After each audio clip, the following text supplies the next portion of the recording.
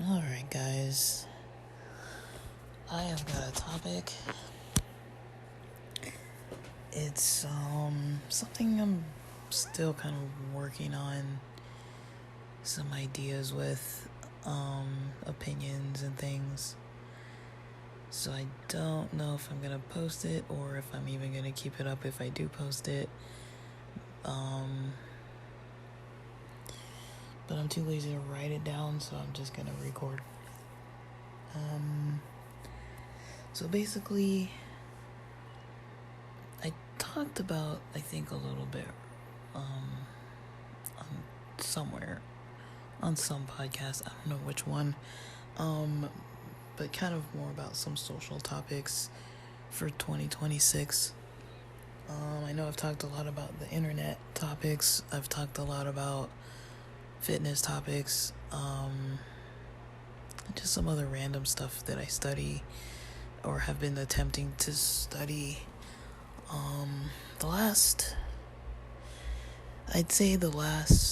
Based on my fitness related recordings, I would say this is week 21, the night that starts week 21 of the third year of that fitness journey. This is not a fitness episode though. This is currently week 21 of the third year of this whole fitness and health journey. And I'd say since week 15, I have been in some kind of a strange struggle, and I don't fully know how to put a finger on it. There's not like any one thing that I can say that happened, but amongst all of that, I've definitely noticed myself kind of more and more finding a little more comfort in being more isolated with things. Like I've noticed that, week 15, I mean, it's hard for me to really say what days or whatever, but I just know when it was week 15, so if this is starting week 21, it's been like week 15, 16, 17, 18, 19, 20, 6 weeks of maybe not the smoothest time frame. Things just, I wouldn't say things felt easiest. Like my energy hasn't felt so easy over like this past 6 weeks. Some days better than others. Not a whole lot of terrible days. It's just, working out has gotten harder. Maybe it's because the heat wave that comes through and stuff. I really can't put a full finger on it, but either way, I know that based on most of the other time during 2026 so far, though it's been the last 6 weeks that I've definitely noticed something is up. And I don't know, so I've been pretty much like not doing a lot of the social stuff that I've mentioned wanting to really participate in or do, with being more sociable community wise, within communities, even if it's just local people that I don't know yet, or not saying that I'm trying to meet every single local person in LA. That would be like impossible, or I don't have the time or money or resources to really do that. But I guess I just mean the people that I've wanted to interact with. I would definitely say I haven't done that a lot. I've definitely been prioritizing a lot of financial stuff, and just, not really trying to spend a lot going out. Like it costs so much to go out, but I don't think that I've learned in my life that that's not the best way to deal with things, is to not go out. I mean, unless the money's just like literally not there, but that's rarely gonna happen. It doesn't take that much to go out, I live within a walkable distance from a lot of places, and have friends that I know could meet to those distances. So it wouldn't be that hard to really just plan with people. It just feels like it's really hard. Like I've noticed, it's not fully related to this topic. So basically, what is the topic? The topic is gonna, about,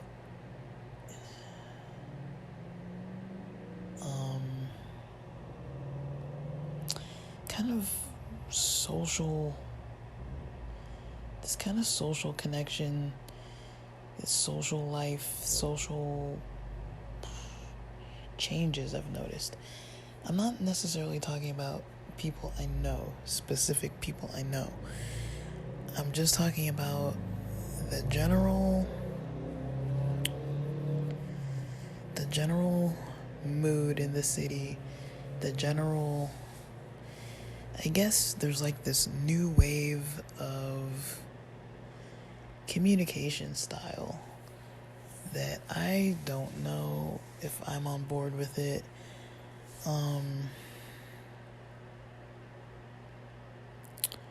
I guess the new communication style is about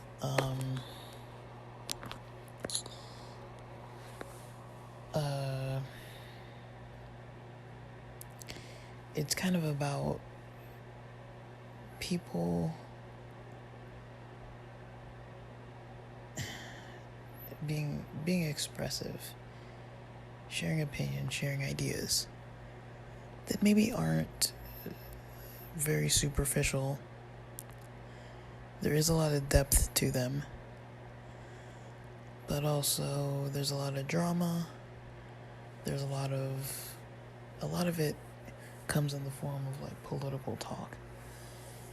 And so I guess, when I was growing up, being raised, in a religious type of community, and I'm not saying all religious communities are this way, but the main social circles I had, I pretty much knew, you can't really be too open with people in those social circles unless you really just want your business like everywhere. It was kind of like, I've talked about it before, very gossipy, very judgmental. Was it everybody? No. Could people keep their mouths shut about stuff? Some people could sometimes.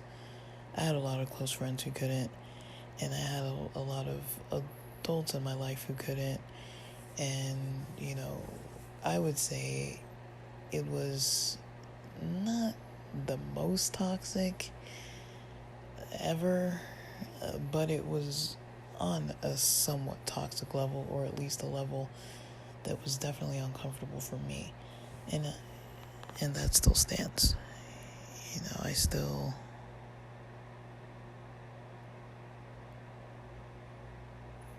currently kind of have that.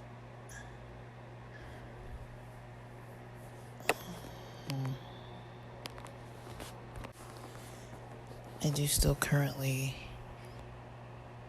kind of have this understanding that,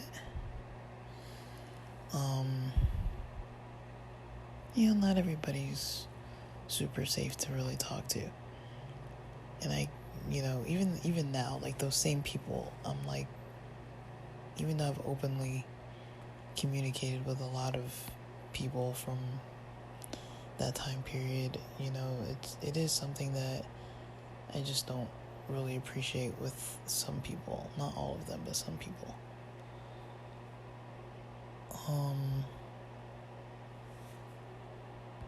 Okay, jeez. Okay, so I've kind of noticed this new social, I guess I'm gonna call it something along the lines of like the new social structure, the new social patterns. I don't know if it's only a Western thing. I don't really know. But it seems, at least in the US, potentially Canada. I don't know. I talk to people kind of from a little bit of multiple places in the world, not from like every area, but there's a lot of tension between countries and stuff too. I think, I guess what I would say the difference is, it's not like these problems have never been around. It's not like people are like suddenly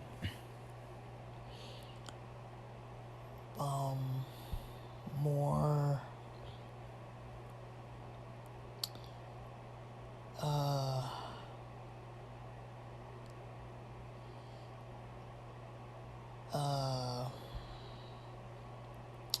struggling for a word. Like, oh, I think people are aware. I think people have been aware before. If I'm thinking like a decade ago, 2 decades ago, I think people were aware. I guess the first place I ever saw or noticed a lot of the outward expression of kind of intense opinions, the comfort of people just kind of saying what they want to say, openly, comfortably, in mixed company, in like their own kind of more exclusive types of groups, either family groups, households, between like close friends, between maybe like-minded people, so you go to an LGBT group, at the center, that's going to be likely you're going to come across LGBT people and allies. You're usually not going to come across a lot of people who are hanging out there that are like prejudiced. Oftentimes you're not. Same with like church groups, same with Jewish religious groups or Muslim religious groups or whatever religious groups. Like, people hang out in their groups, and then they have the people that they're kind of like connected to in those groups. Like, for example, there's a Muslim group I've studied with, and it's a group of Muslims or people who became Muslim or were Muslim or something along the lines of it. There aren't that many of us who wouldn't say that, that we identify culturally as Muslims or with the culture. I think it was maybe me and this old man. I don't fully remember how everybody else thought or believed. But a lot of them seemed, of course, far more familiar than what I was with a lot of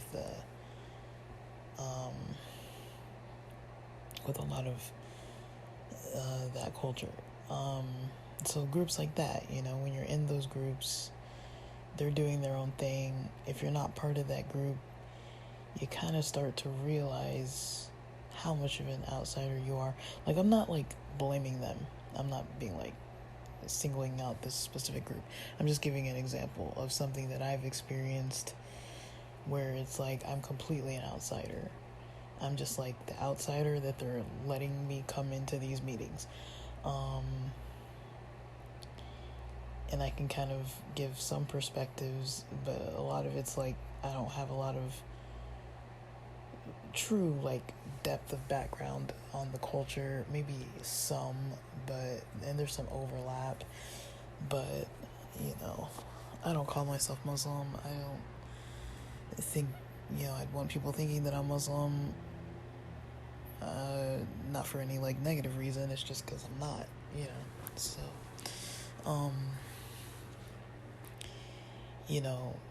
so I try to make it clear as well.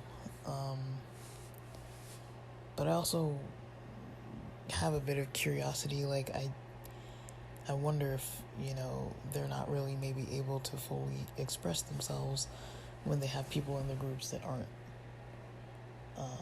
Muslims. Like maybe they have some kind of topic that they can relate to where they would want to speak about it. They had an event that I really wanted to attend, but the way the flyer was worded, I was kind of like, this seems like a lunch gathering or some kind of meal gathering where they seem like they want to, you know, have community with, you know, these certain populations of people. Now, the Muslim group didn't really seem to mind, you know, me coming into their studies. But, because I was literally there just to, like, listen, you know, if they really wanted opinions, I would try to give opinions if I had any, but, you know, usually I wasn't really, like, talking to them about anything. I was just listening, hearing what they were saying, not trying to, like, trap them up or anything. I was like, you know, it was the most productive thing I could do some Saturday mornings, and I was enjoying it when I was going more often.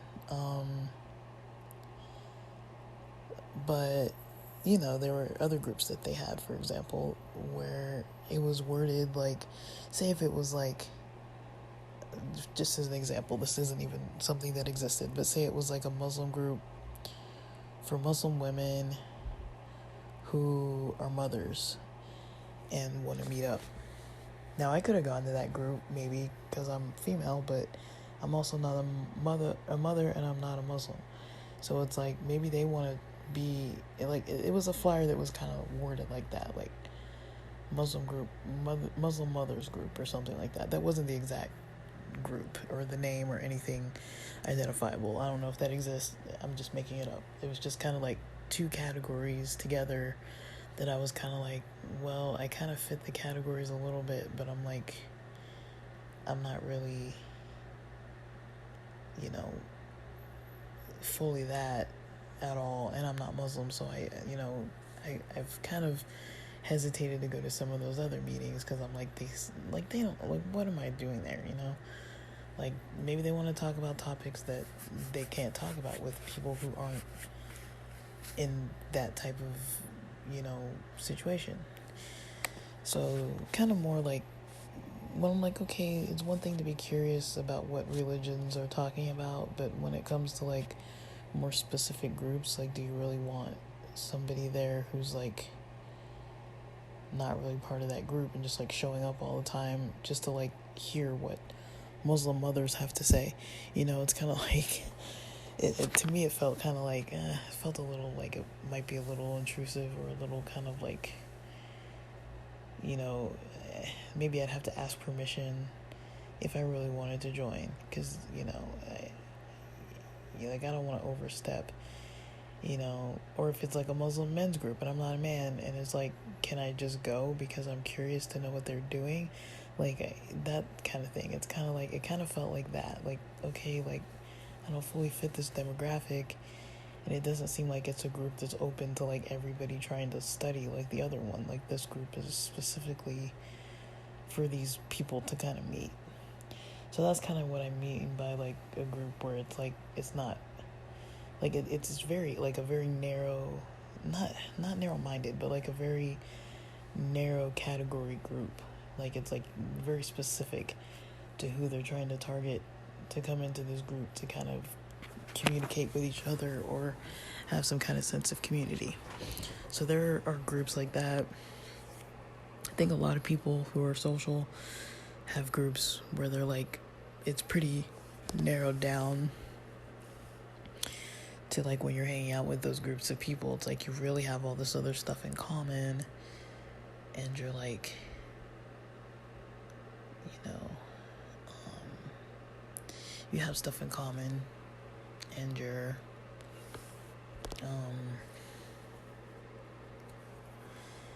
I guess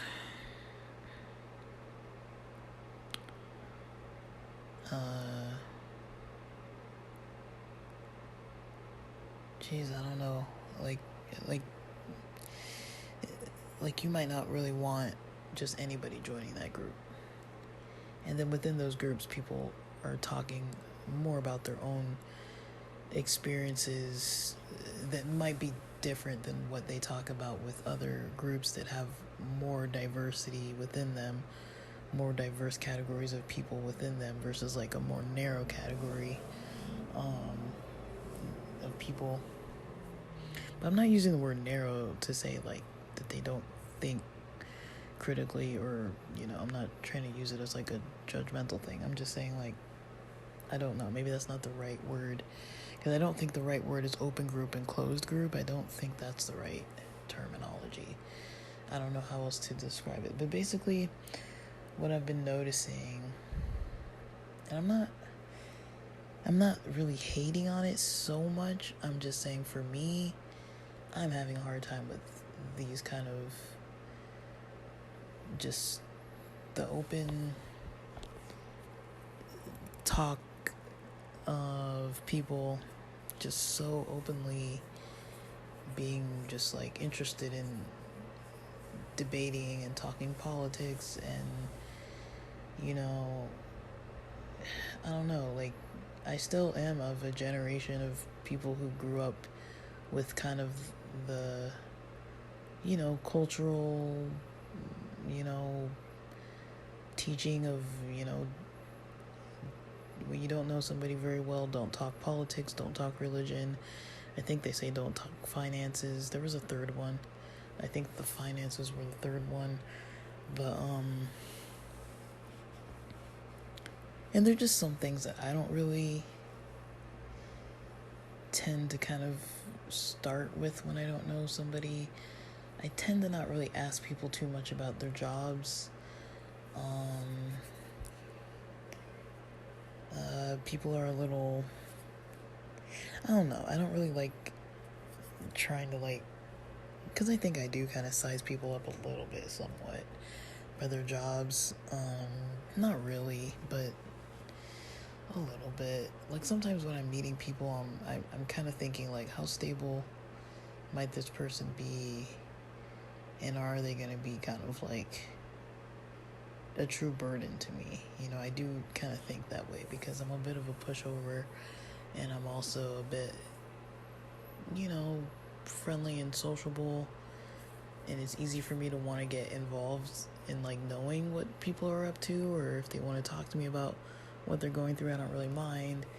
But then sometimes when people start wanting to depend on me for a lot of stuff, because now I know what they're going through, and then they're like asking for a lot of favors and things, and sometimes I'm just like, I just don't have the energy. I'm not really in a place to really, like, socialize like that. I'm more like, all right, let's go party, let's go hang out. But I don't really have as large of a capacity as I used to. I don't think I ever had a large capacity.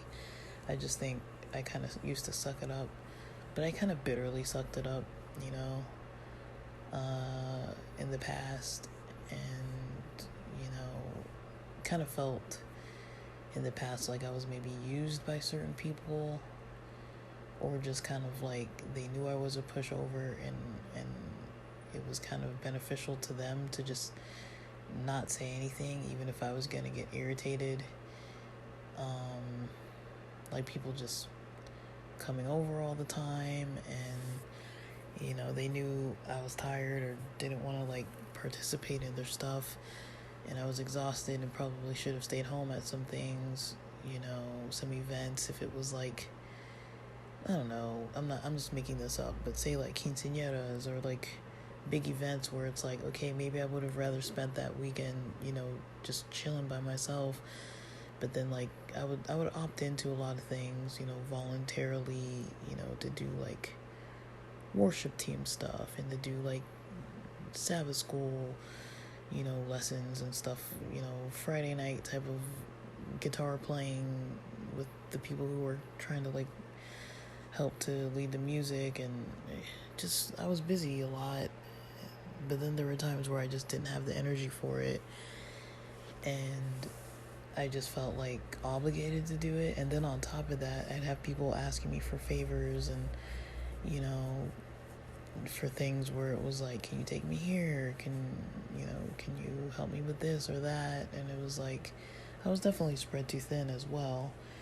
It wasn't so much like they were using me, but it at those times it kind of really felt like that. And so it is kind of hard for me to want to, like, meet people that kind of maybe have a lot of things where I see they're depending on a lot of people a lot.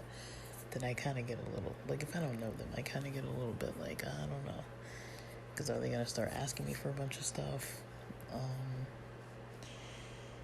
And, like, my energy these last few years is just not what it used to be. And I just kind of am more likely to just not do things that I don't want to do, without feeling obligated. There are a lot of people whose events and things I've just, like, missed just because I just literally don't have the energy. Sometimes I'm like, I want to hang out with friends, but I don't really want to hang out with, like, other people that I don't know, or I want to hang out with people that I know and maybe would like to get them all together, but I can kind of tell they don't want to do that. And then, sometimes, I like just kind of one-on-one stuff too, but sometimes other people kind of want like a whole group thing. It really just depends, and I don't really, none of that's really a big deal. I think that kind of stuff is like, whatever. If I'm getting out of the house at a certain point, sometimes that's fine, because I definitely need to be getting out more, but,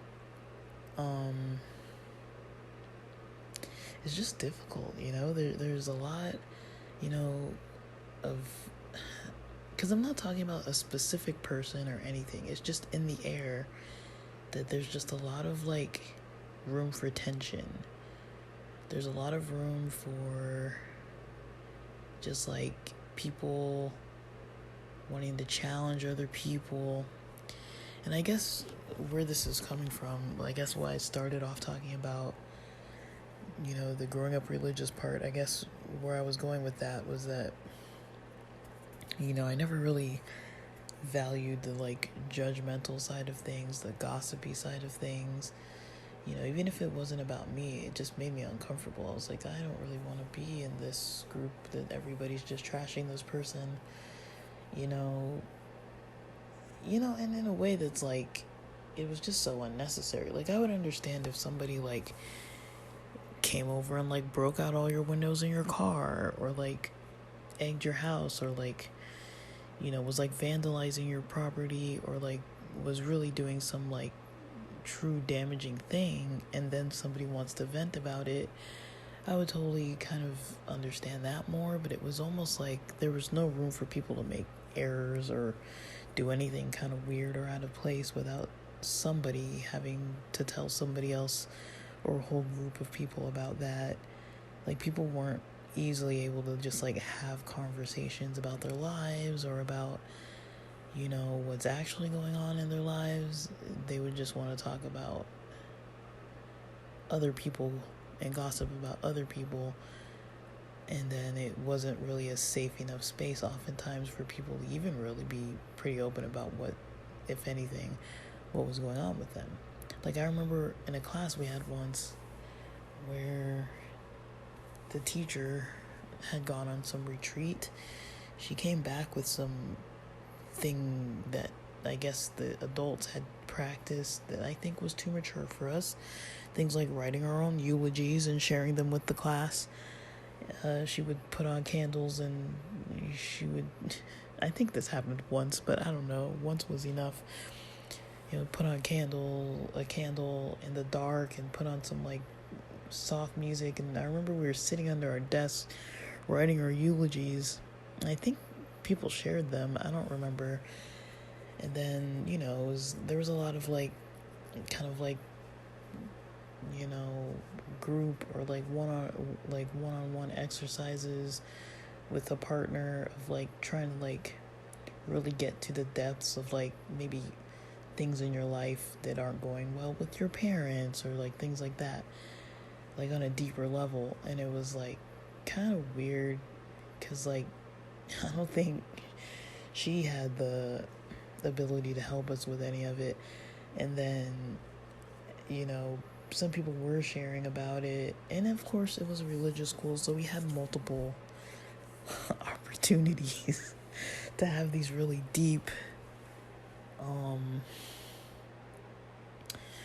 kind of group and worship and vespers and devotional sessions that were really I mean, there was no problem that they were deep like that, but it was like, it didn't really, there was no help for it.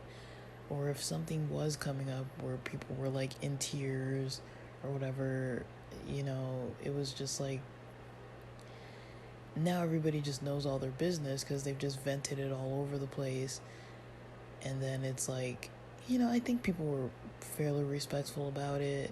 I think, I could be wrong, but from what I noticed, I didn't notice people taking that to a place of what people were sharing and taking that and like those types of experiences and really just like gossiping about those. I mean, maybe they did, but I don't ever remember hearing that happen or seeing it. But pretty much any of the other stuff, that wasn't like that level of depth, people would just kind of like just be ripping other people, usually not to their face. Sometimes it was. So I think with the religious stuff, that was kind of the main thing about it, that I was like, I'd like to branch out socially from this. It wasn't necessarily that I didn't want to study the stuff. It wasn't necessarily that I didn't like those people. I was just like, I would like to know other people, maybe in addition to these types of people, and know people who are kind of more trustworthy. So I know when I was like in grad school and even in early college before that, I started meeting more people that weren't religious people. And I started to realize that like, the way I was just kind of like sarcastic and kind of like, just like, I would just like say things just because, in the religious environment I grew up in, it was fine to just like say stuff and nobody would call you on it. You could say prejudice stuff, you could say all kinds of like weird things, and nobody would really be like, you're not supposed to say that. People would just almost like want to chime in on it or something. Like it was like more socially acceptable to just have bad behavior, like socially. Like just because there were so many rules, people just wanted to break the rules. And like in the age range too, like when you're like around your teens and 20s, you're not maybe trying to like follow every single thing that's a rule all the time. Not everybody's like that, but there really was just a lot of, I mean, it was a different time, different decades, of time, but the reason why I was mentioning all that, and I know I mentioned it a lot, but the reason why I was mentioning all that was mainly because, when I left that environment, I did notice, I was like, a lot of things I was taught about people that weren't religious, I kind of found socially the environments being a lot calmer. People were a lot more respectful of other people's differences. People weren't like trying to shove things down each other's throats too much. And I kind of definitely learned a lot, from people who weren't religious. And there was a lot that I liked about hanging out with them, that I was like, whoa, this is actually really cool. That you can actually like talk to these people in your class and they're not gonna like blab all your business to everybody. Or you could, like it was like the social rules were almost stricter outside of the church. There was like an unspoken kind of like, you don't really mess with other people. Not really. I don't know, because there were people who would still take things too far in any setting. And I'm not saying all the church people were like that either. I would say maybe it was even on both ends, but maybe the people I met outside of the church, not all of them. I think some of the first people I started hanging out with were really not nice people. In high school, they were just not nice. I hung out with them for a while, but there were a lot of people I met in high school that were just not okay. But it's like, it's high school too, so it's kind of like whatever. And I mean, it wasn't everybody, but I'm just saying the specific people I met. There were some specific people those were probably the first people that were new to my life, that I was like, oh, these people are just like those other people in a way, but just like a little bit less, I don't know, they just weren't that nice. I don't know their names, I don't know where they're at, I couldn't even pick them out in a group, I couldn't tell you anything. I know what they looked like then, I don't know anything about them now. Don't even remember their names at all, really. One of them tried to steal my stuff. It was just like, what is going on here? Like, I never really encountered stuff necessarily like that. But, we came into a friendship, and then I kind of realized, I was like, I don't think I want to hang out with these people. And I still had my other friends, so I was kind of not that, interested in that. But I remember trying to find, like, church groups in high school. But I was like, these aren't the same types of people either. And it was kind of like it was a weird culture shock for quite a few years, I would say. High school, junior, senior year, and then probably going into college maybe after that first year, because one of my close friends was with me that first year, I think, or part of that first year. So we met people kind of together. Then he had to move to a religious school once it started. So it must have been like a month or two. And then he had to move to a religious school. And then I moved. Well, I stayed there. So I kind of kept some of the friends that we'd made in common. Kind of met some people along the way. Kind of started intermingling some of the people I met at the college. There were a lot of religious people, but a variety. So it was like Christians, Muslims, Hindus, Buddhists, like all of us were kind of just hanging out all the time. Some people weren't religious at all, but we would just hang out because of like the clubs we were in and stuff. And then we'd hang out on the weekends and do other stuff. So we kind of had like kind of professional type of school stuff in common. And then we had like just like social people in common. And I think those were some of the people that I met that I was like, okay, like overall all these people kind of like try to like be nice, and like I kind of saw that like there was like a lot of effort put in. And then from that point, there was a lot of effort put in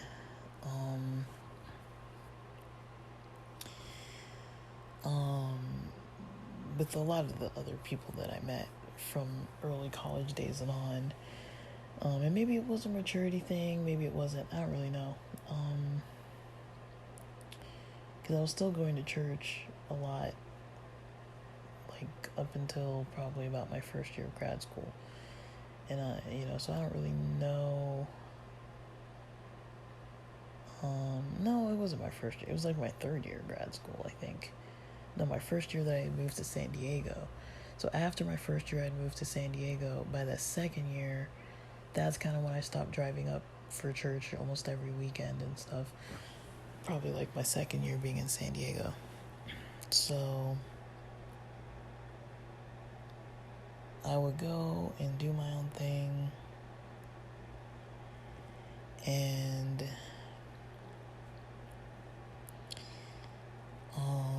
I started gravitating more towards those people because I was like, it was kind of calmer, there wasn't that kind of like stress of like having to kind of pretend and like not be able to like talk about anything real,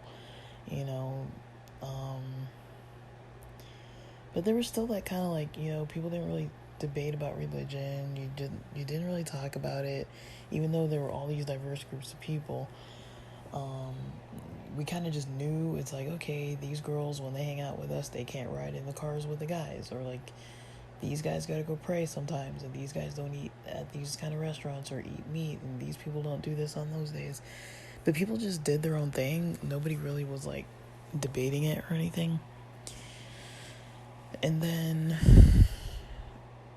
I guess well, I guess before that, though, the first time I had seen a lot of conflict was probably near September 11th and near the Twin Towers getting bombed and all the other kind of crashes and plane hijackings that happened during that time frame. It was like in a day, or was it like a 1 or 2 day span?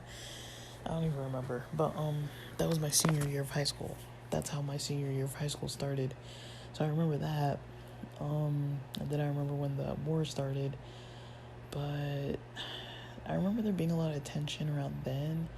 But I don't really remember there being a whole lot of tension just like there is now. Between like maybe September 11th time frame, that was a lengthy time frame. It was like years. It spanned like years. So that time frame all the way up to like the pandemic. I kind of noticed more division and stuff during the pandemic as well, but all in between that, and that's why I'm like, I don't know if I'm oblivious, because I was so busy in school. My whole life was like school, and my friends connected with school, and church, my friends connected with church, and grad school, my friends connected with grad school. The professors I was like around, and just professional related stuff. Like I was not dialed into like what was going on in world events at all. Other than when my friends were joining the military, that's kind of the only thing that I kind of noticed. I was like, oh, I got a lot of friends going to like Afghanistan and Iraq and stuff. Like that was something that I kind of noticed that wasn't happening before. So a lot of the talk about military and stuff, there was a lot of talk about military and kind of like some of the war related things. But I would say about, those were the major time frames where I noticed it, like near September 11th, during COVID, and then I think since COVID it's just kind of continued. People have just seemed to have gotten just very comfortable talking about political topics. Not just political topics, but I mean political topics kind of govern what is allowed in society and everything, how people are allowed to access information that seem to be as more socially acceptable in some groups versus in other groups, or ideas or things that people support being more acceptable in some groups versus other groups. And there's a lot of taboo topics, and I guess one thing that I'm not fully vibing with is just kind of like the comfort with it. Because I guess when I started meeting more people in the field of psych, when I was in, like grad school in San Diego. Well, before that too. Grad school in LA too, but it was a little different because in LA I was doing more research, and then in San Diego it was more clinical stuff. So the classes were kind of different, but there was still that kind of like your lab and then the similar kind of labs, and you kind of had these like really close relationships with certain other students. Like there would be like small groups of hubs of little student groups where it's like these people hang out with each other, those people hang out with each other, and you'd be pretty close, because you spend so much dang time together in a difficult environment. And then you did have kind of that understanding of like, okay, we have these things in common and we can talk about certain stuff and share about certain stuff, and like, but if we're like bashing this professor, we're not going to go outside of these walls and go talk about this with other people, or it stays between us. Like there was a lot of that. So it's like you kind of knew that certain people hung out with certain people, and then it was like you didn't really fully know who was like gonna be close, who was close, who wasn't gonna be close.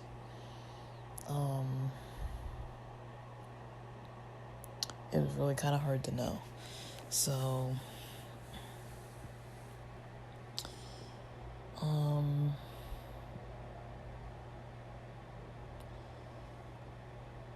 yeah, like,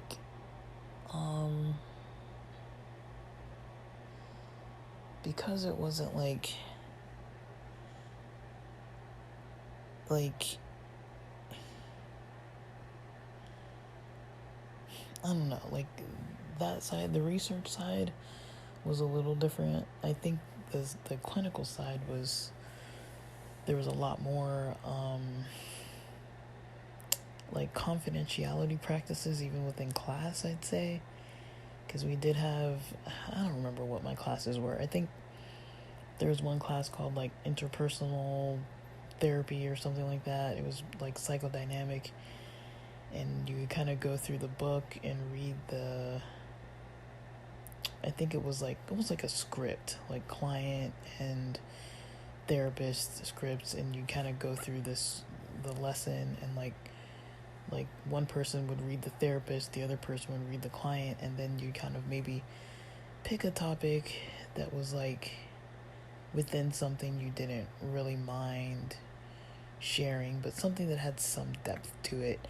And then somebody would, pretend to be the therapist on that topic. And then you kind of switch roles and you'd maybe critique each other. And then you would maybe tell the class. You would tell the class about it. You would say to the class, okay,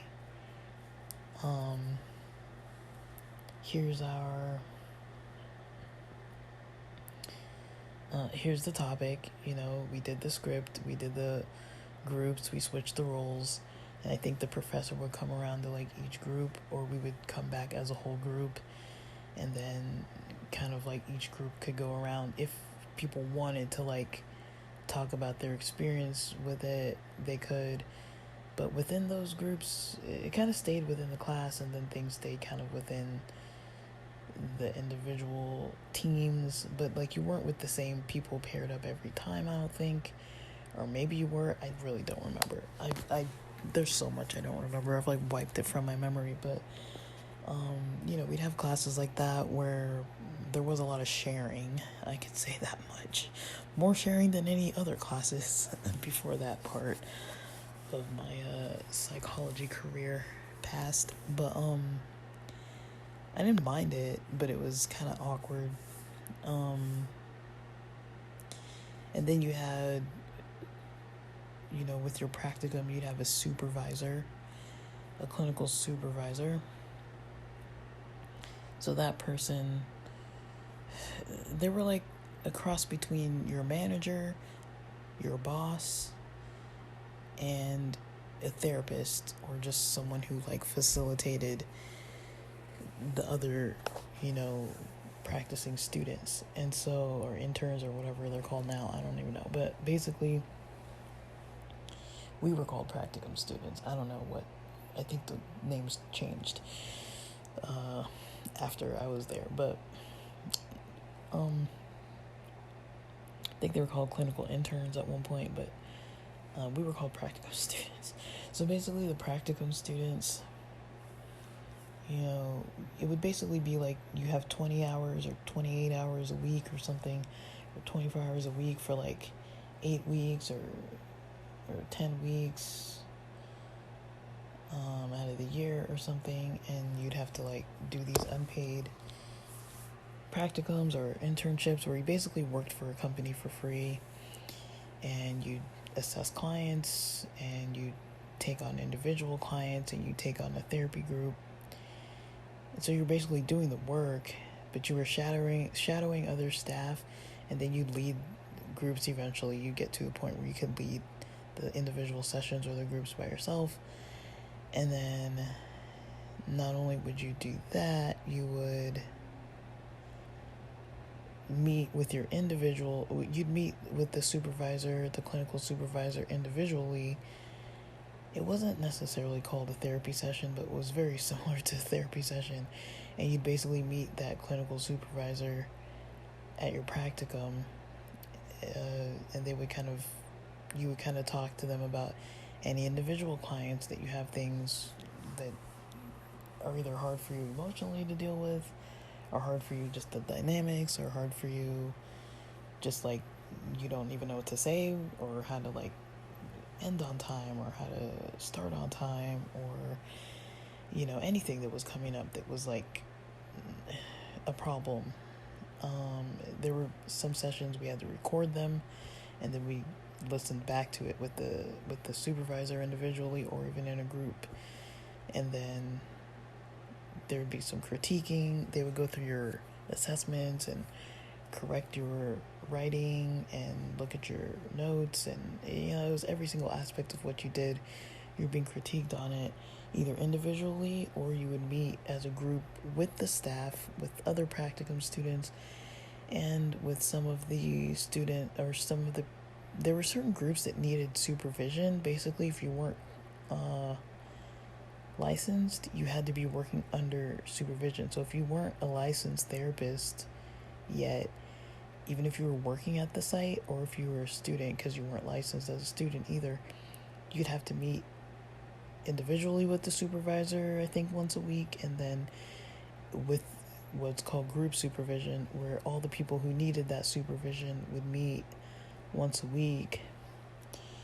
And it would almost be like a group therapy session, but it wasn't really therapy. It was more like learning, teaching, critiquing, running ideas by each other, trying to like problem solve and like treatment plan, and like kind of fine tune a lot of the stuff. And you could kind of chime in for other people, and you kind of go around and like chime in for other people when they kind of said that they were like, hey, I'm struggling with this client and I don't really know how to deal with this symptom of their diagnosis, or I'm noticing this kind of cycle with them, or I'm noticing that, or whatever.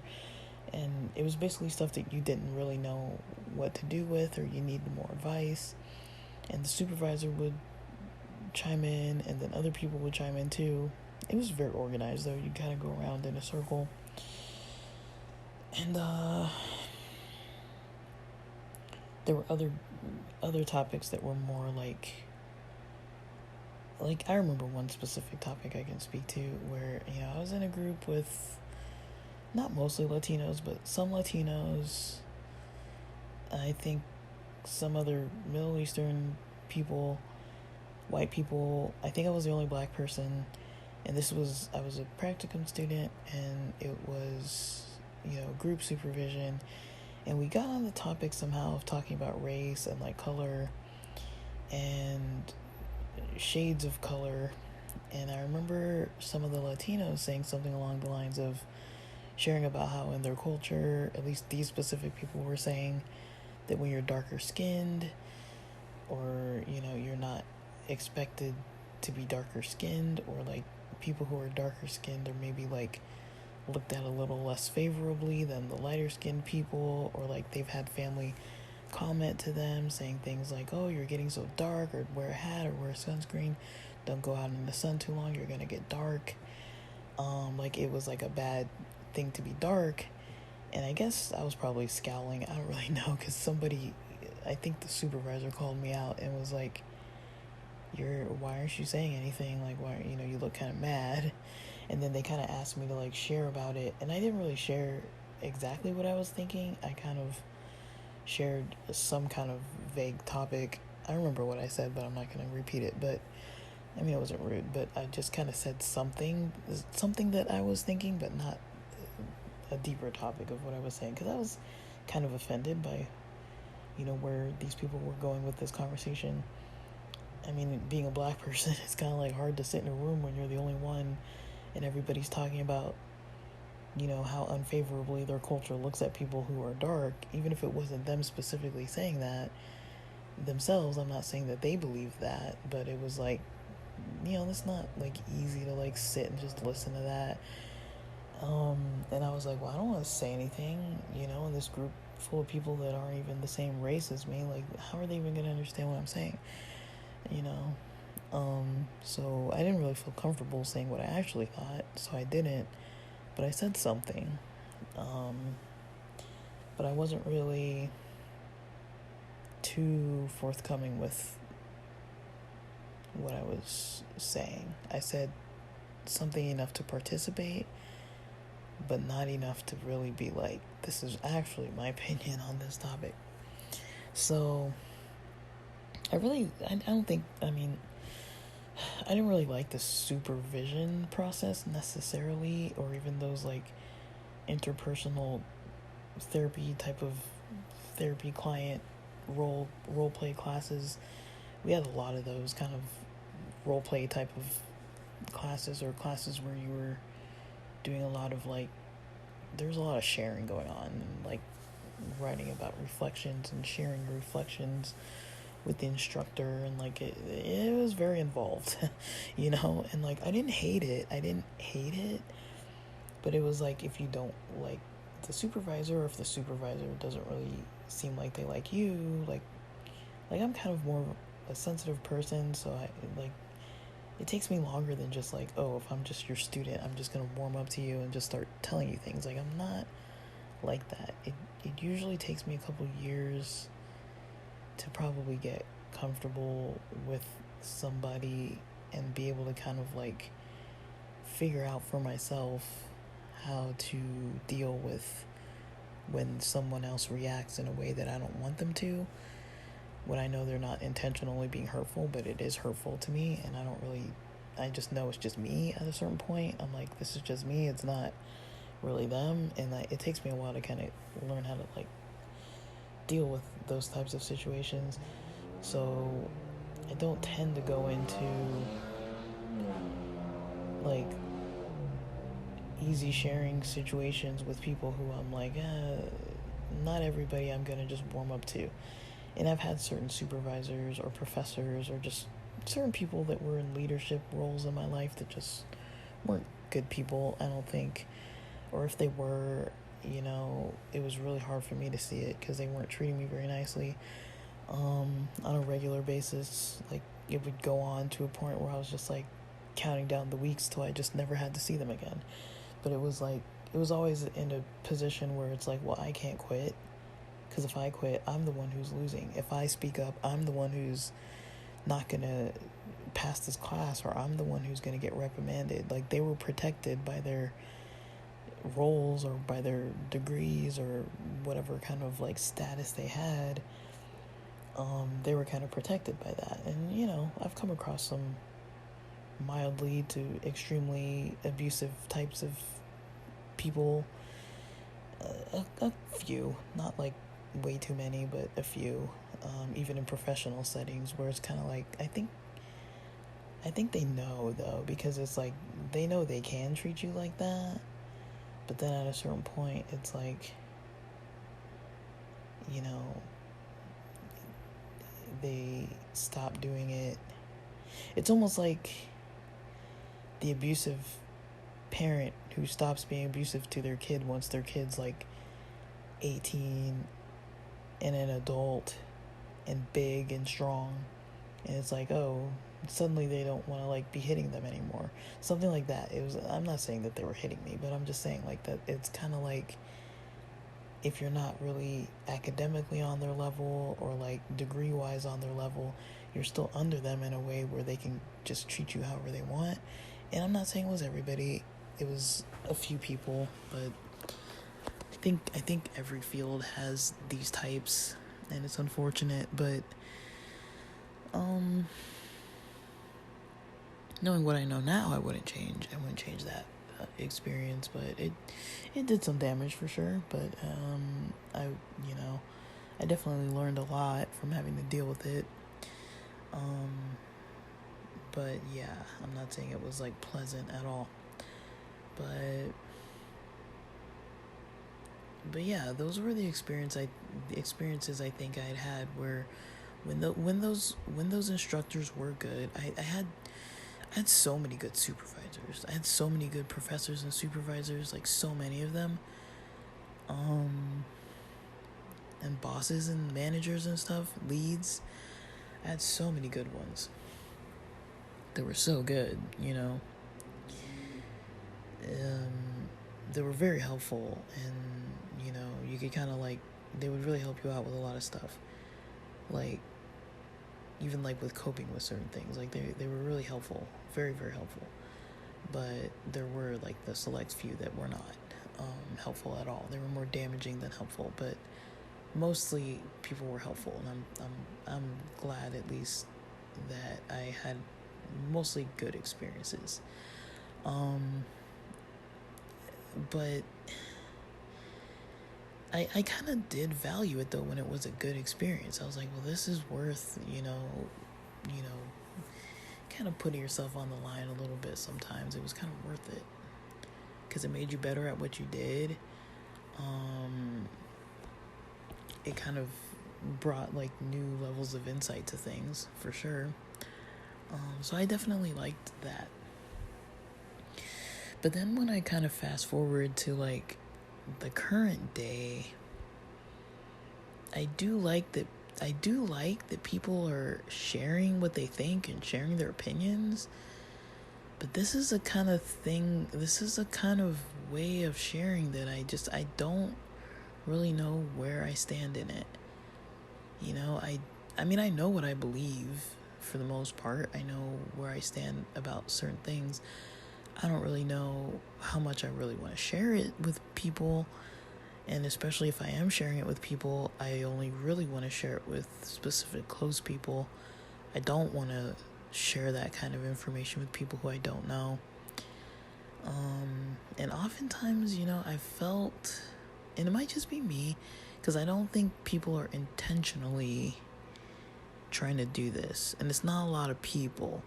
And I'm not talking about any specific person. I'm just saying, if I'm tallying up the things that have been bugging me lately with the social newness that's going on, it's just kind of like, it feels preachy in a way sometimes. The way people, I don't like the preachiness of how it feels, where it's like people are kind of like telling other people how to be. I don't like when people do it to me, and I don't like it when I don't know somebody very well. I don't like that at all. When it's like, I don't really know you that well, we don't really know each other, and early on we're kind of talking about topics that are like, in previous times you would have waited like quite a few months to be trying to like bring up these topics, but nowadays this new social thing that's going on is like, people meet and they are talking about things that are pretty in depth, and I'm very hesitant. I'm like, you know, I don't really want to share my in-depth ideas about this topic.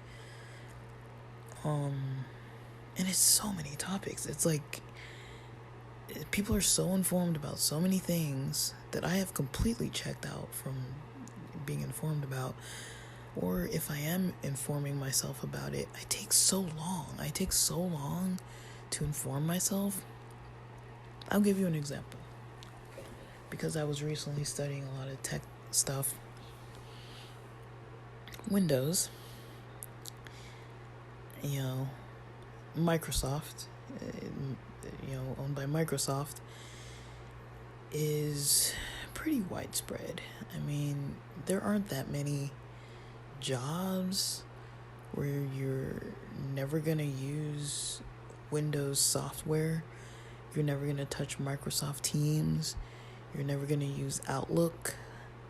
You're never gonna get provided with a, you know, probably a Lenovo ThinkBook, you know, laptop for your company, from the company, and like a cell phone. There's probably gonna be an iPhone, maybe an Android, but usually an iPhone. I've had that situation so many times. All my work phones have been iPhones. All my work laptops have been Lenovo ThinkBooks. I think they're all Lenovo ThinkBooks.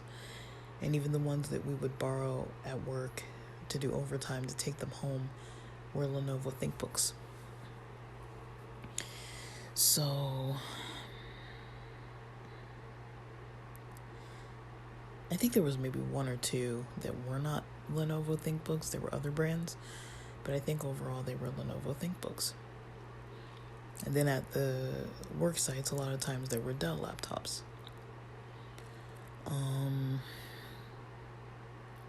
So we'd have a lot of time doing that. We'd have a lot of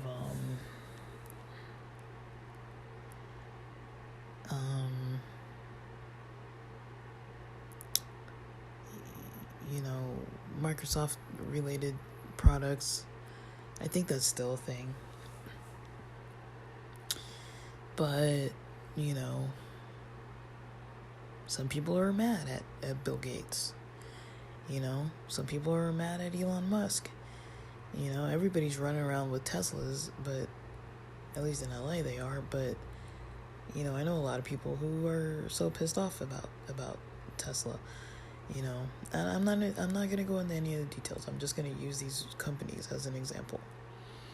So say, for example, if I don't like Elon Musk and I don't like Bill Gates anymore, like say I've decided through my research, and this is not a fact, I am not saying this, I am just saying, say if I came to that conclusion, for example, say if that was the conclusion I came to, and I don't like Bill Gates anymore, I don't like Elon Musk anymore, but I order an Uber to drive me across town, and the Uber is a Tesla.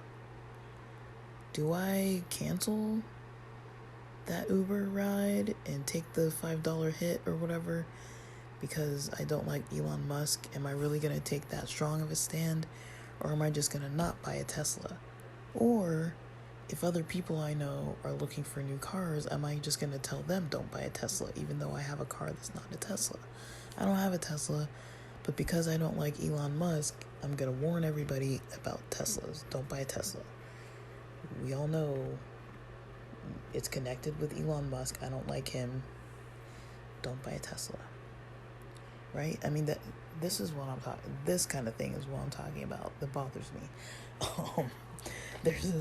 Or Microsoft. I don't like Bill Gates. Am I going to turn down a job because they use Microsoft Teams? Am I going to request that I can't use Teams?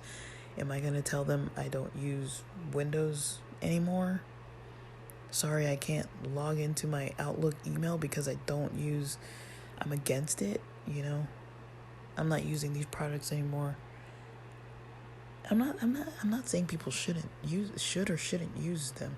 I'm not saying people shouldn't buy Teslas. I'm not saying people shouldn't use computers or whatever, but it's like, I guess what gets to me, one thing that gets to me are people telling other people what to do, but they're probably doing it too. I haven't really heard anybody go the Microsoft route or the Windows route. That's kind of something that I'm curious about. I really don't want to get into it with people, but it is a topic I'm a little curious about. Like, what do people really feel about using those products if they don't like Bill Gates?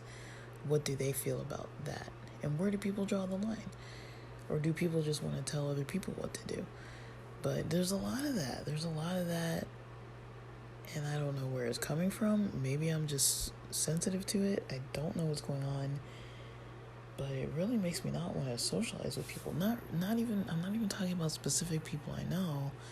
I'm just saying it really makes it hard to meet people when you meet people and the first conversations you have are like people judging you based on what you've bought or what you've used because they don't like it. They don't agree with it for some political reason. Therefore, they're judging you because you're using it and you don't even know me. It's like, you don't know me. We don't know each other. I don't know you. I haven't maybe developed that judgment yet for people because I'm not connected enough. I'm trying not to get connected enough with hating everything to a point that when I see other people using it, that I feel that I need to call them out on it for supporting it. I don't know how I feel about that. I don't feel good about that. Because the way I see it, in all honesty, the way I see it at the moment is everybody picks and chooses, right? Unless we're living in the middle of a forest or in the middle of the jungle somewhere where we're building our own tools and we're not really connected with any major corporately greedy company. We're not driving cars because of where the oil comes from. We're not using certain major technological brands equipment at all. Not using their apps. We're not participating in certain types of things on our weekends because of corporate greed. We're not eating certain brands of food because of how the animals are treated and how the conditions are, and what it does to the environment. And we're not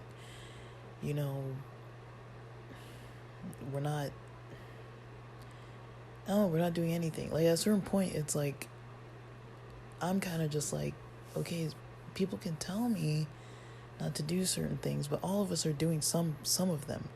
And I'm not saying that's an excuse. I'm not saying it's good to just like be like, well, I'm still going to do these other 5 things, but these other 10 things, I'm going to hound everybody else about them. But I guess it's the judgment I don't like about it. I think everyone's kind of on their own timeline about what they want to do or how they want to change, if they do want to change.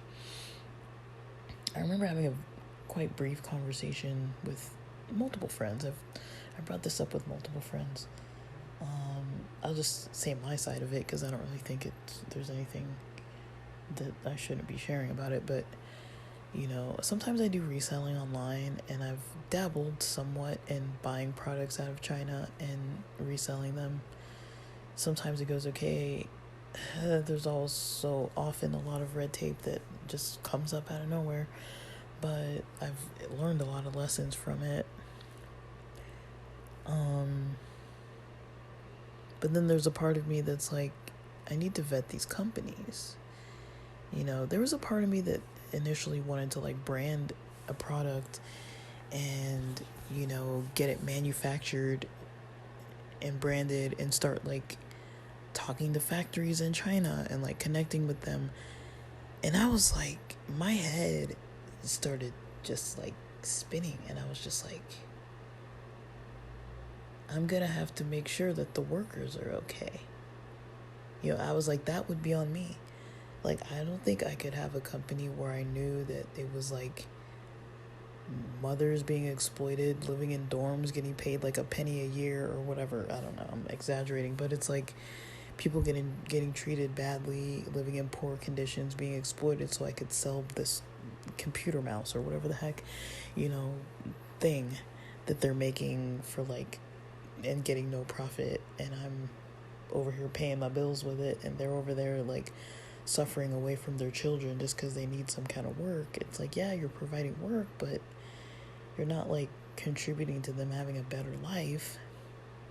Maybe it's a better life if they're making some money versus no money, but it's like, I don't know, I have standards for how I feel like people should be treated in the workplace. I do. Like, I would not, and just the fact that I know that would be a part of it, I'm like, well, I would want to pop into China and pop into my factory and like, not spy on them, but just like pop in and be like unannounced. Like, make sure that, nobody's like doing any damage there.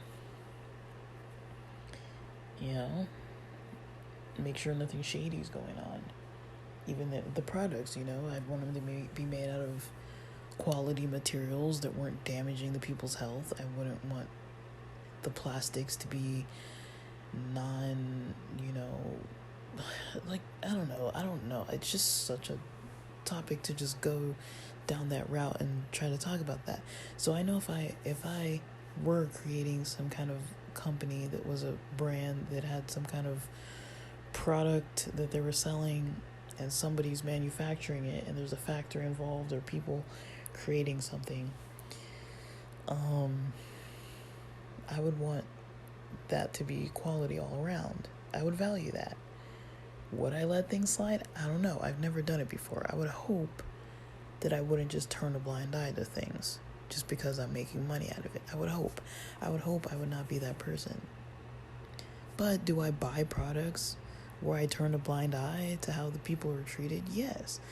Do I refuse to look into certain products that I buy because I'm kind of like, I heard that they're maybe a little bit bad. I don't really want to look into this too much, I'm still going to buy the Nautica and the Nike or I don't really care, but about brands like that specifically, but I can't tell you that I'm never going to buy something that was made in a sweatshop. That's not true. There are brands that I already know, like the ones I just mentioned, that they have some kind of issues behind them. And I even maybe don't know all the full issues, but it wouldn't be that hard to look them up. And it wouldn't be hard to just make that decision. But it's well, how far into those decisions do we go? I think that's a personal decision. I think that it's a personal decision. If I decide what I want to buy, do I think it's against my own values to buy things that are made in a way that are exploiting people? I do think it's against my values. I do not value that. I do not agree with it. Do I put dollars into it and support it? I'm sure I do. There are companies that I don't look at because I kind of don't want to know.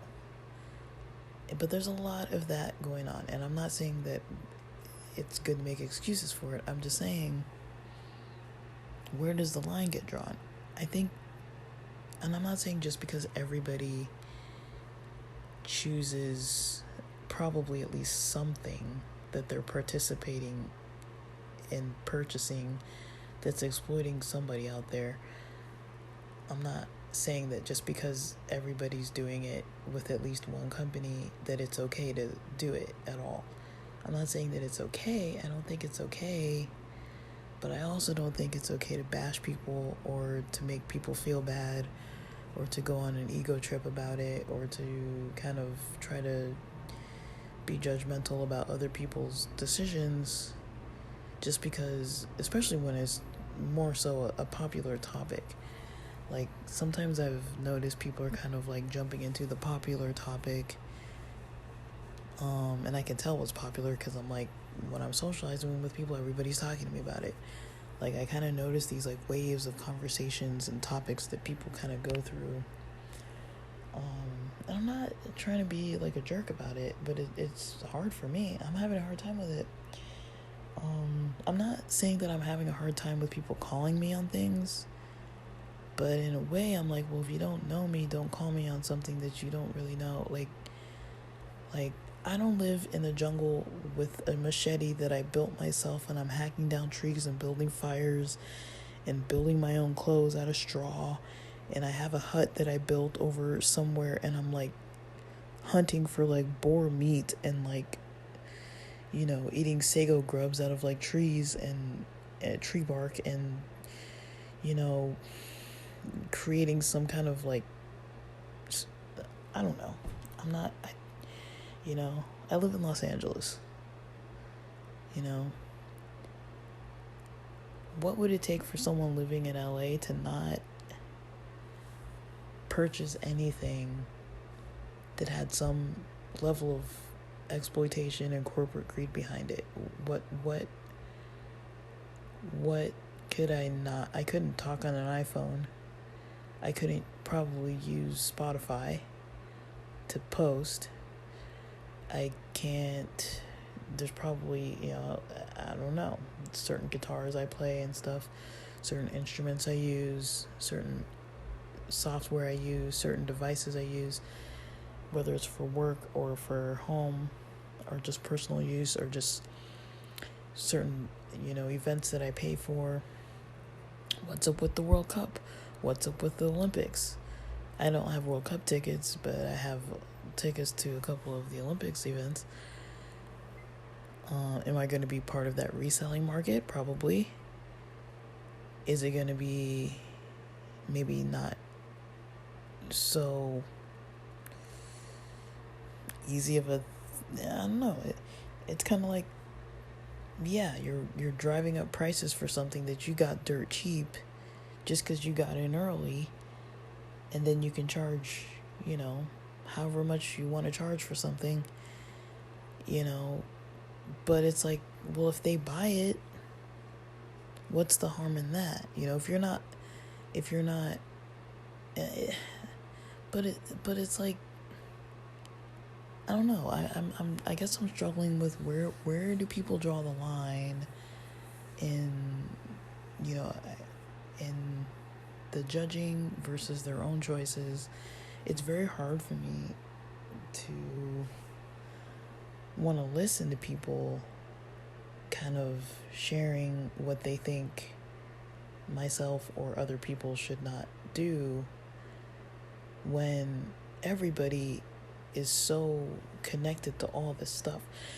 Maybe this is going to be the beginning of a lot of companies having to become accountable, and one by one they're going to kind of start, feeling the pain of it and changing their ways. If nobody does anything, it's going to continue going in a direction where there's going to be all that exploitation. If it becomes a common practice where people are, I think it would have to be small steps, groups of people, just small groups of people turning bigger and bigger and making more and more decisions to where there's more people making those decisions to where it is impactful. I've seen a little bit about it with snowboarding, because I love snowboarding, even though I haven't been able to go in a very long time. But it's kind of ridiculous at this point. I'm literally starting to save to go. So there's this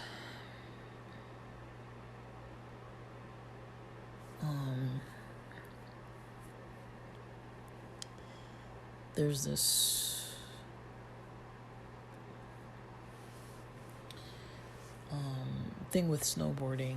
I don't really know exactly how to explain it, but basically it used to be cheap when I was younger, and everything's gone up since then. But there have been some major companies that have bought out a lot of resorts.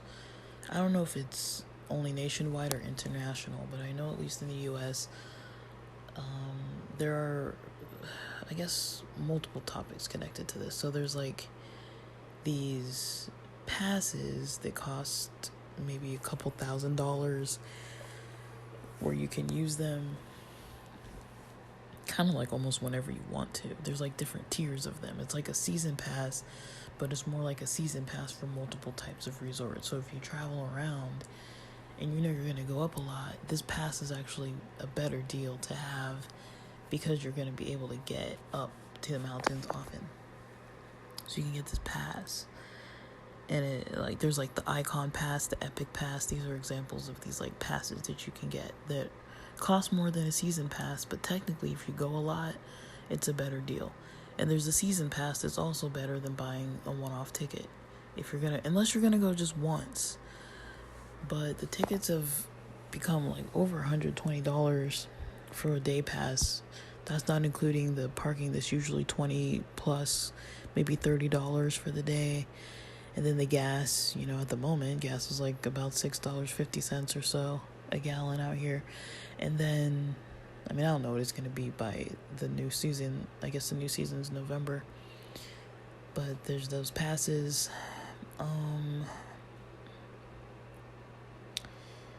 There's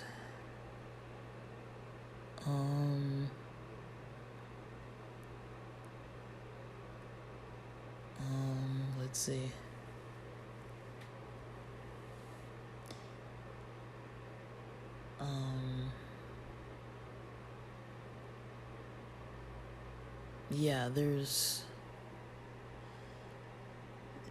Yeah, basically these resorts are experiencing a lot of issues with these buyouts, with the price hikes, with I don't know, there's like a bunch of problems to a point where I can't really explain it all. Like, this would have to be a whole episode about that, and I don't want to change it into a whole episode about just that. But I mean, I'm already like almost 90 minutes in, but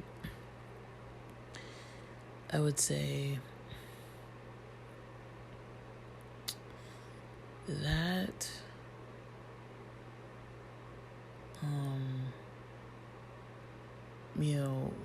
I guess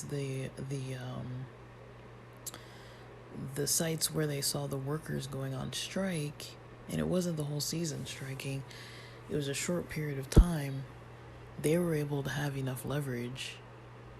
And I think this was recent. They were able to have enough leverage to kind of get some of what they wanted. Not all of it, but there was some kind of bargaining that happened between the workers at these resorts and the people who were in charge in management or corporate to some extent. I don't really know who exactly the sit downs were with and like the exact details of how it came out to be, but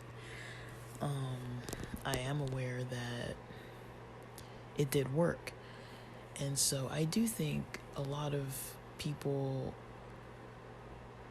making these changes is going to shift a lot of how some of the things are going in the world with some of these corporations. I don't know what that does to the economy. I don't really know how that plays a role, because I think our economy is very much backed by a lot of things that, a lot of the people that some may not be supporting definitely have a lot of holding in the stock market that definitely affects the economy, and they probably have a lot of say in government and a lot of say in policies. I see it with the tech stuff because it's like, ever since, I guess there were like a lot of these major social media companies that went on trial. I don't know if you call it a trial, but I guess it was a trial. I don't really know the terminology, but they went on trial, and there were a lot of topics that they discussed where they were like, you guys have to change this. And I think it was coming from the government on some level, where they were like, you guys are taking this too far, it needs to be changed. And some of the companies were like, yes, we'll change it, and then others were kind of trying to double down and like make excuses, or say that they had changed things when they hadn't, and they were kind of coached, I guess, how to lie about it to try to get away with things. And I don't know, this is like a whole other topic when it comes to all the technological stuff I found out just from like being around it so often lately. I'm like, ooh, there's a lot of stuff that I do not like. It's very creepy and weird. I can't go into all of it right here at all, but yeah, it's just, I'm not saying that I think necessarily that people shouldn't talk about their beliefs and their opinions. Maybe how they talk about it is a conversation that might need to be had, because not everybody relates to hearing certain information the same way. I know myself, I like to have deep conversations about stuff, but I don't really like to argue. I wouldn't say, if I'm going to argue with somebody, we're going to be dang close. And if I'm going to actually like want to have a debate with you and go back and forth, that means that I don't feel like at the end of this we're gonna be having hurt feelings and not wanting to talk anymore. Like I only share those types of interactions with people that I'm like, we gotta be solid, you know. I don't really make a practice of wanting to, I'm not saying I don't do it, but I don't make a practice of actually wanting to schedule time to have these kinds of conversations with people, unless I know that we're solid.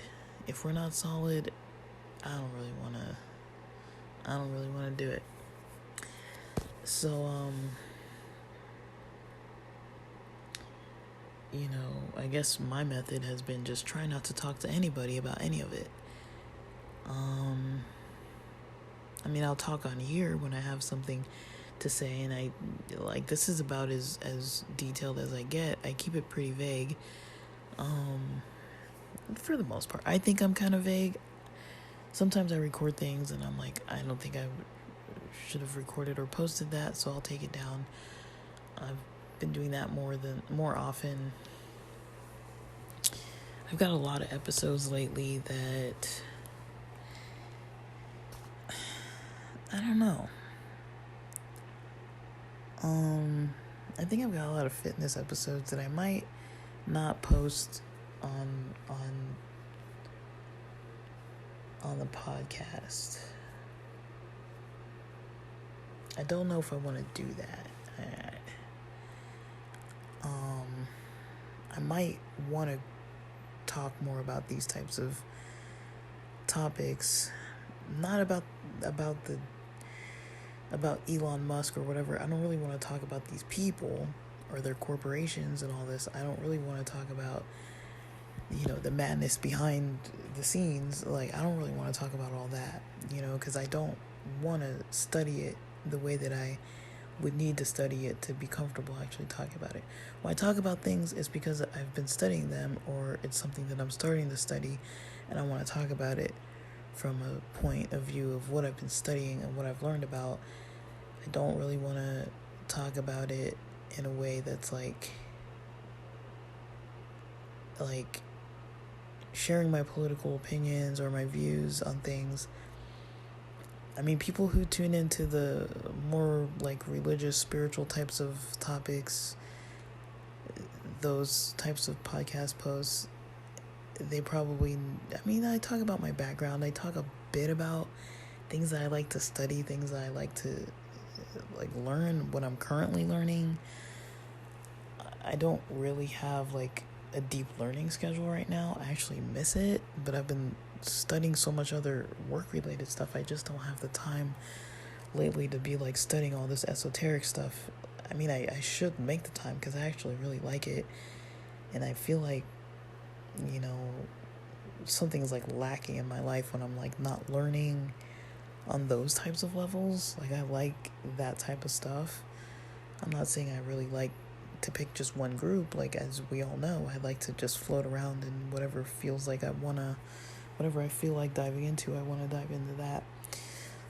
I kind of lean into kind of like what feels at the time kind of like relevant to what my mind wants to think about.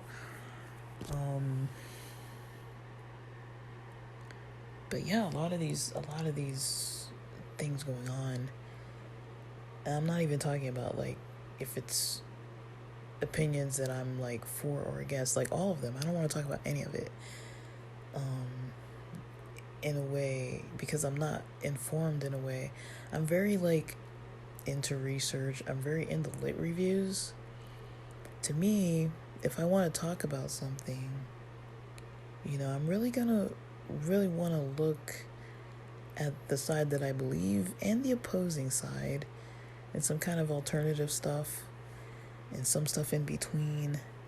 I'm gonna want to get a good understanding of all the angles.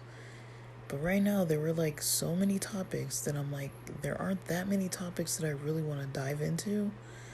I mean, I've dove into some topics that are just exhausting, and that's probably why I haven't had a lot of energy for the past few weeks. I've just been exhausting myself with drama, and you know, I've been, you know, mostly studying topics, gathering data on maybe the job application systems, ATS tracking,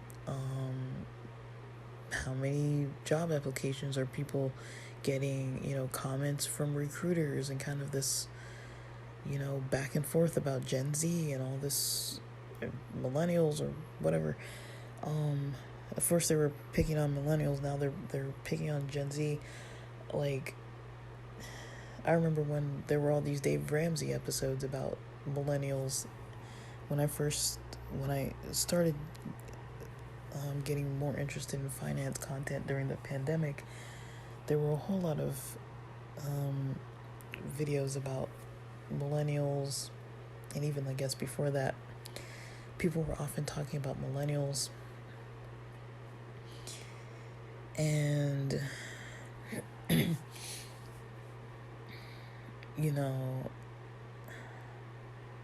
now the conversation is like Gen Z, and I'm regurgitating that. Like, somebody else brought it up, and I'm like, yeah, that's true. People were just venting about millennials not that long ago. I remember all that, and now they're venting about Gen Z. Soon it's gonna be Alpha. I don't really know, but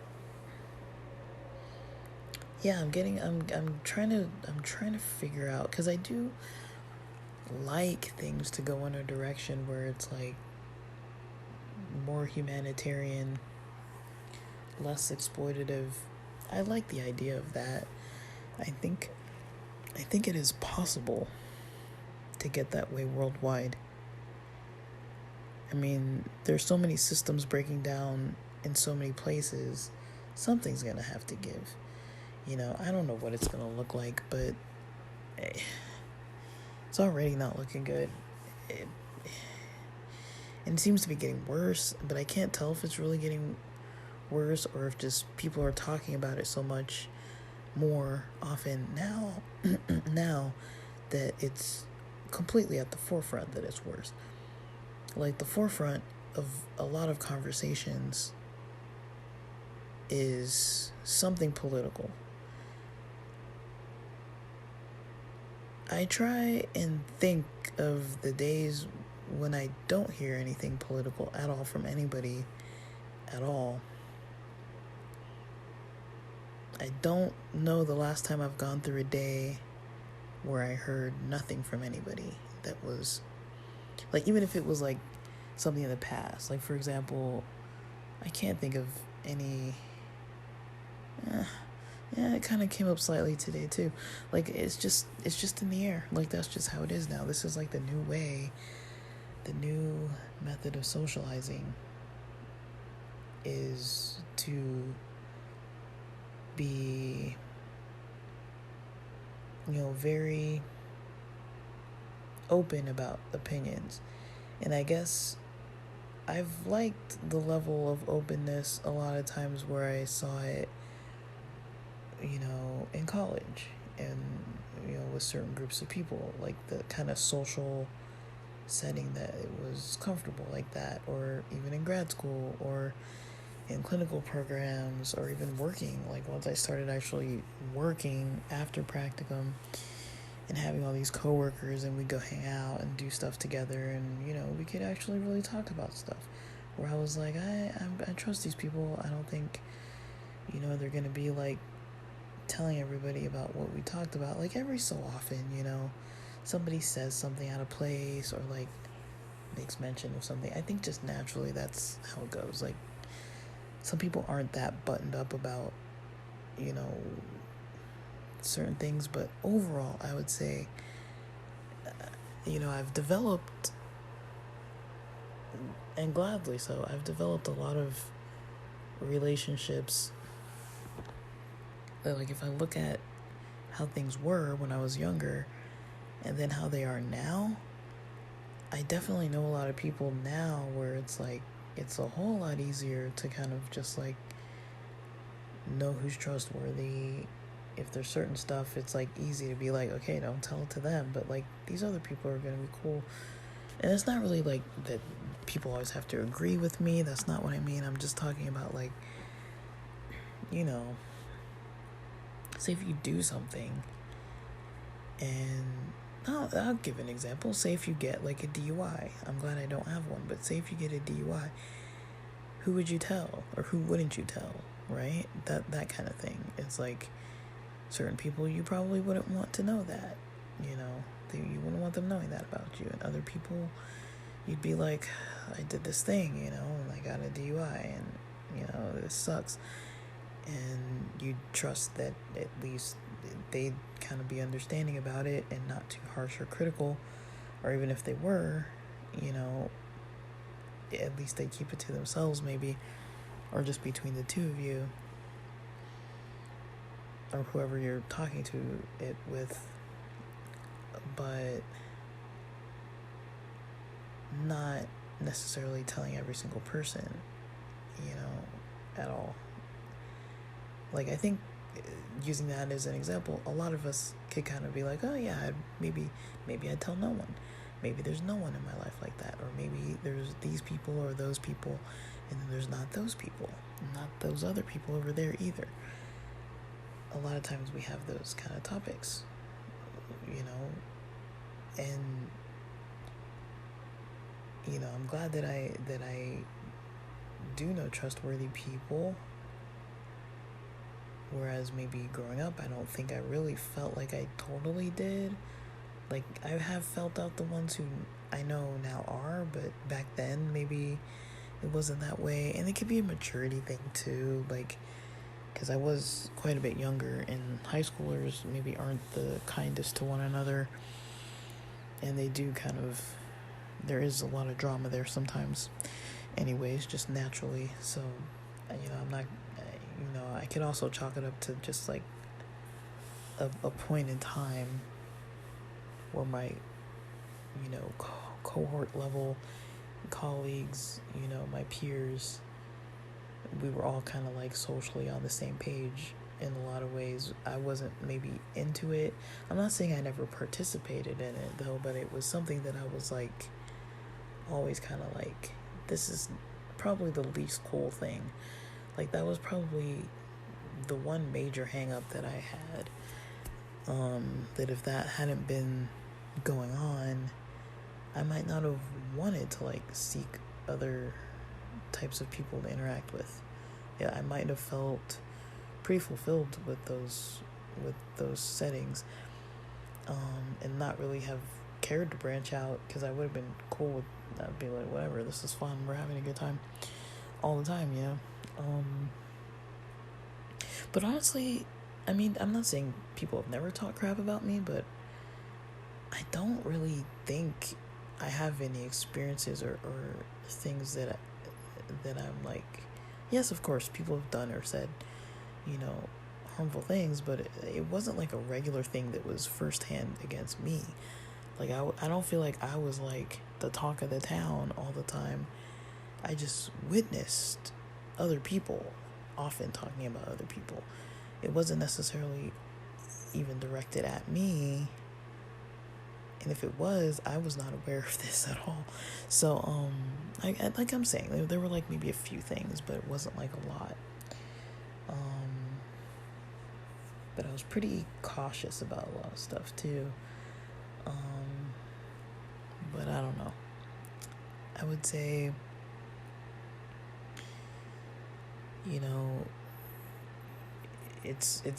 it has definitely been nice to feel like things have definitely improved over time, and slightly improved more and more and more, to the point where now, like, pretty much everybody I know, I'd say I find them pretty trustworthy. I don't really tend to have too many people that I interact with that regularly. Like, I've got some loyalties, but to people who kind of get a pass on certain stuff, but on my end, but I'm pretty sure I get a pass on other people's end sometimes too. Like, I'm not perfect, but I don't know. Like, there's part of me that kind of likes the potential for where this can go. I just think the way it is now, the complexity that we're seeing with things now, at least that I'm noticing and sensing and feeling and experiencing, I don't like it. I don't like having all these unresolved, terrible problems in the world that are just causing fights and wars, and I'm just like, geez, I kind of want some kind of peace somewhere. Like, something's got to give somewhere, and it's like, I'm not seeing it getting better. Talking about it kind of almost makes it feel worse. But when I'm thinking about it, I'm also kind of like, well, maybe it's better that people are discussing things, because that can lead to more change. But everybody's discussing so many different angles of so many different things also, that the change is maybe pulling in either direction. It's like, it's not really one group's opinions. It's multiple groups having multiple opinions and multiple people taking multiple actions. Some actions kind of counter the other, like they're kind of taking actions for or against. So it's kind of like this tug of war kind of situation, as far as like the actions being taken by people in society. Like, people are boycotting stuff, avoiding certain stuff, blocking certain stuff. And then other people are like supporting it. They're like, well, I like this more, so I'm going to support it more, and double down supporting it more. While there are other people doubling down, like being, less and less supportive. So I don't know how that works. But like I was saying, like with that example with the snowboarding thing, there can be movement and shifts. I mean, in history, a lot of the movements that happened were probably because of times like this. I don't really know, but that's one way to get social change. But at the same time, it's like, it is exhausting. Like, I'm finding it exhausting. Like, when I first meet people, I don't want that much insight into their, choices.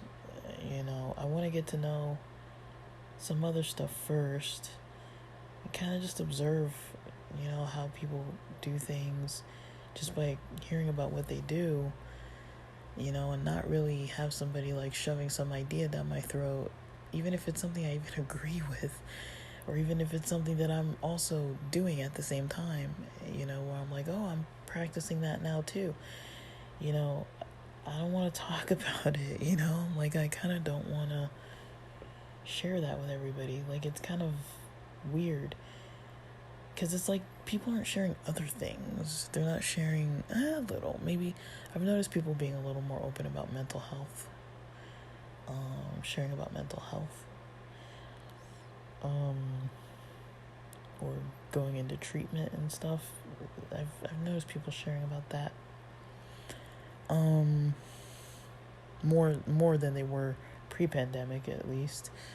Like, mental health treatment was definitely more taboo before the pandemic, from what I noticed, because I was working in mental health on both ends of it, so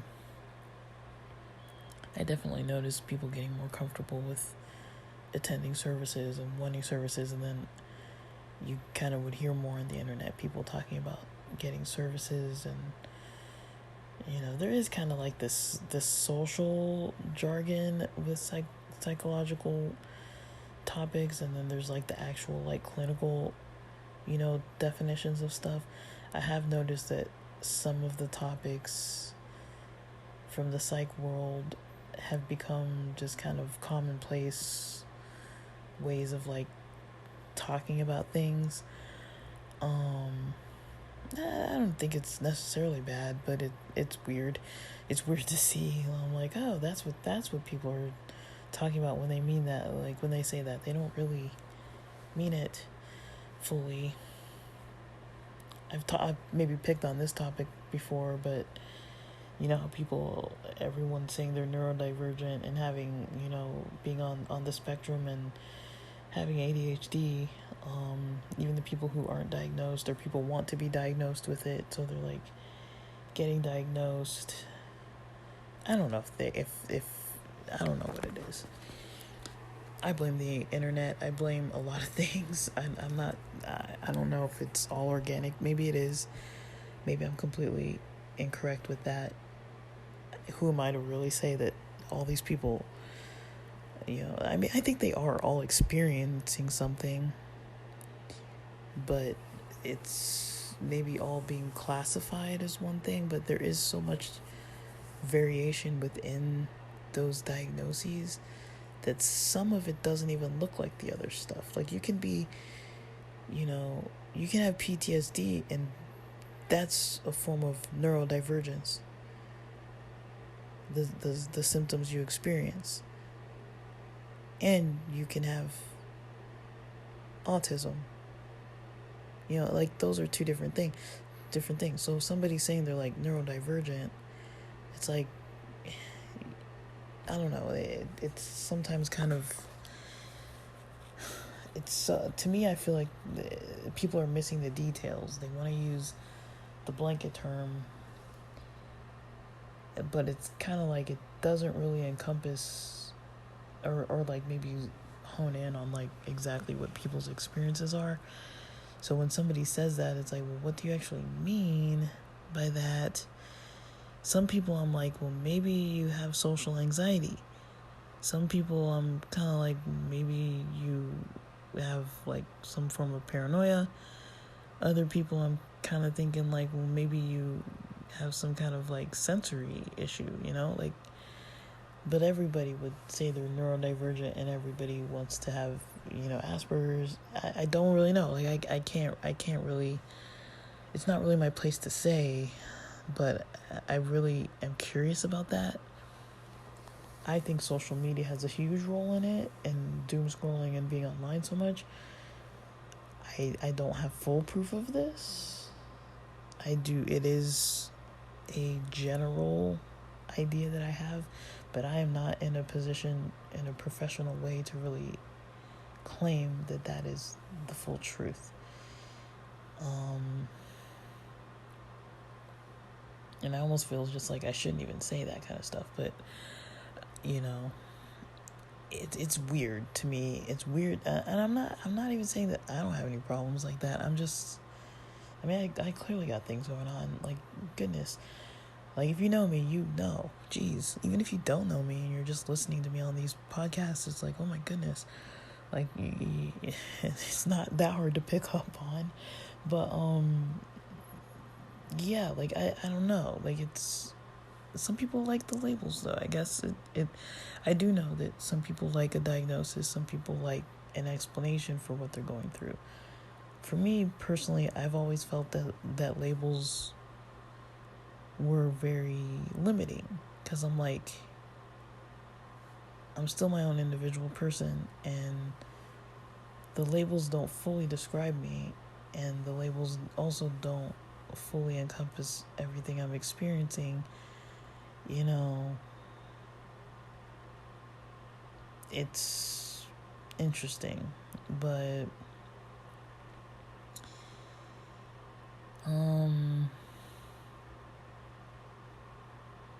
yeah, like, I don't know. I don't think it has to be a bad thing. I don't really know how to deal with it, though, right now. I'm not at a place where I know how to deal socially with being around a lot of in-depth conversations, especially with brand new people, because I overthink things, and I'm like replaying things in my head, and I'm like, maybe I shouldn't have said that, or maybe I don't like that they said that, and it's like, but I barely know them. I barely know these people I'm meeting.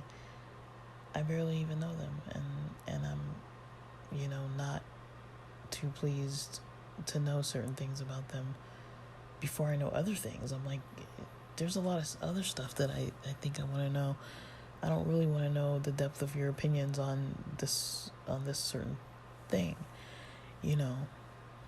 I kind of want to know, but maybe I want to know what they think, but maybe without talking about the specific. Like, I want to know in general.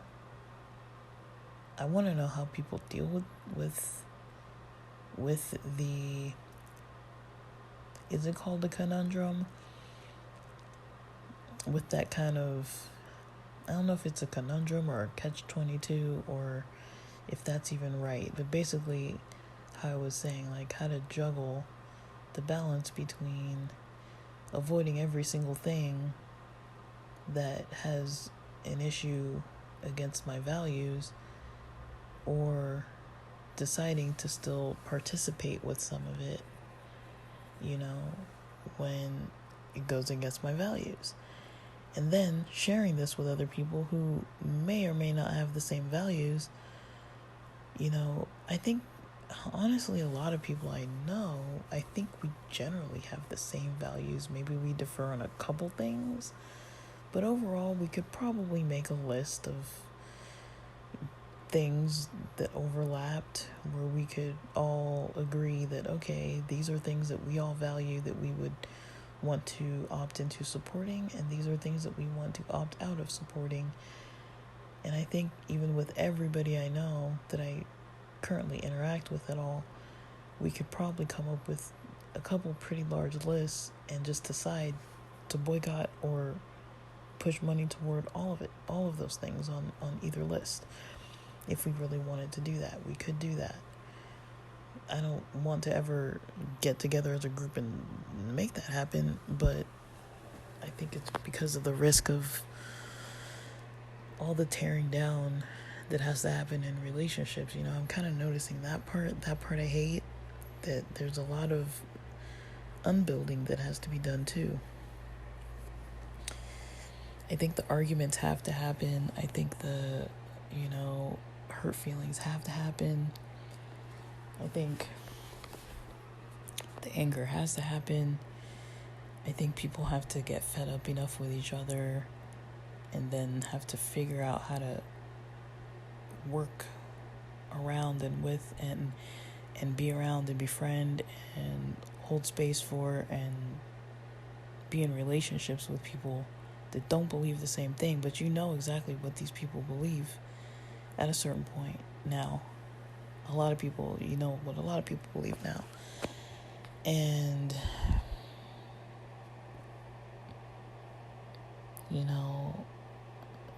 I don't think, I've kind of put up a bit of a boundary about a lot of it. And I'm noticing it's like almost impossible for people to really, it's something that's like, it's definitely making it, it's hard to socialize when I don't want to talk about the things that everybody else wants to talk about. And it's not that I don't want to talk to them about it. It's like, it's more like, can we schedule a time to sit and talk about this specific topic? Let's discuss this. Not because I want to debate, but like, I know that you want to talk about this. Let's sit down together and like have a discussion sometime, or talk on the phone or whatever about this. I want to talk about this, and just sit and talk about it. I don't really like to talk to people where it's like we're going to be disagreeing the whole time. There's certain people that I know we disagree, but when we talk, it doesn't like feel that way, because we're just actively very careful and not really trying to just like hurt other people. And then there's other people that are just so passionate and hurtful about the things they do or say, and they don't have any regard for other people. And so it's just really hard to just have these conversations so regularly with so many people, or being around these conversations so often, when they all hit a little differently. Some of them, I'd say, I'm probably too sensitive to it all, because I don't really like the tension. I can definitely sense when there's like a lot of tension about something, and I hate that, especially when it's not necessary. When it's not tension that's like, okay, what can I change, what can I do? Like, but if you're mad at me because I believe a certain thing, or because I bought a certain thing, and you don't agree with it, and then I'm mad at you because I'm like, well, look what you bought. You bought this and that, and I don't agree with that. Like, I don't have the space in my head to be like doing that all the time. Like, that's, I don't know, it's too much for me. But if I have other topics, I think it's 2 hours, so let me stop